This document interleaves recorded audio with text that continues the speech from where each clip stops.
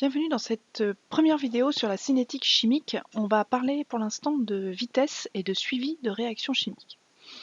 Alors, pour l'instant, la vitesse de la réaction. Comment savoir si une réaction est lente ou rapide? Tout simplement, on parle d'une réaction lente quand on peut la suivre en mesurant un paramètre. On parlera d'une réaction rapide si elle ne peut pas être suivie. La plupart du temps, pour une durée inférieure à 1 seconde, ce sera une réaction rapide, trop rapide, pour qu'on puisse en tout cas étudier la vitesse de la réaction. Alors, quand on parle de vitesse de réaction, il y a un paramètre qui nous intéresse, c'est ce qu'on appelle le temps de demi-réaction. Qu'est-ce que c'est que ce temps de demi-réaction? Donc on imagine qu'on arrive à mesurer un paramètre qui puisse nous permettre de calculer l'avancement de la réaction en fonction du temps. On obtient une courbe de ce type-là en général. L'avancement final est atteint, donc l'avancement XF est atteint. Au bout d'un moment, la réaction n'évolue plus. Donc ici, on a l'avancement XF.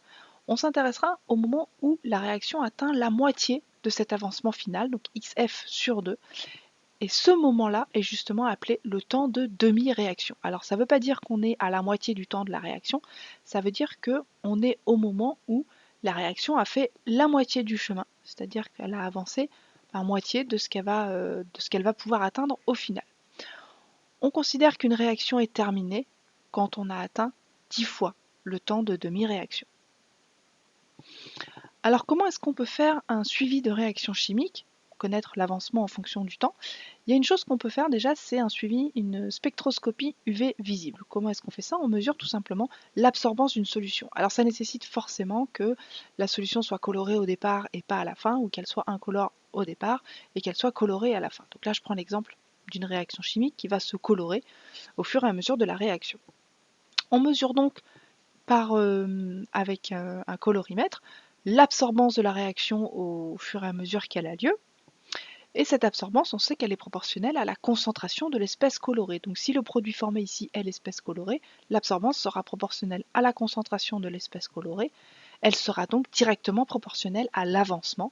La mesure de cette absorbance nous permet de déterminer l'avancement en fonction du temps.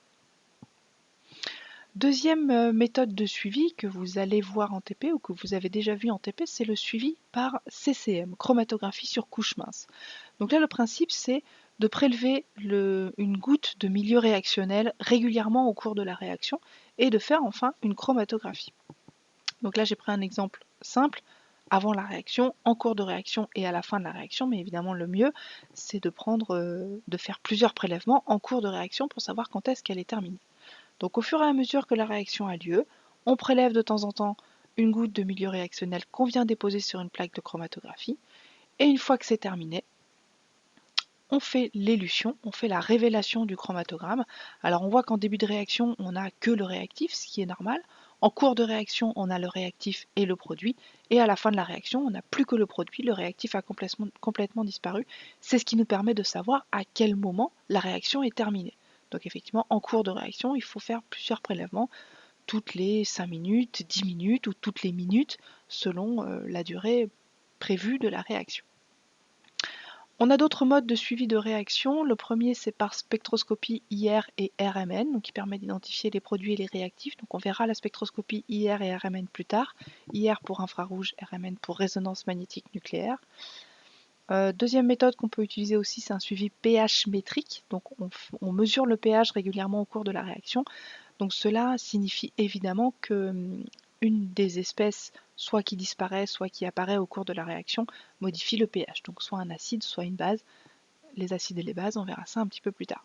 Toujours est-il que la chose qu'il faut retenir, c'est que le mode que l'on choisit pour suivre une réaction doit dépendre de la durée de la réaction et doit dépendre de la durée de traitement de la grandeur analysée.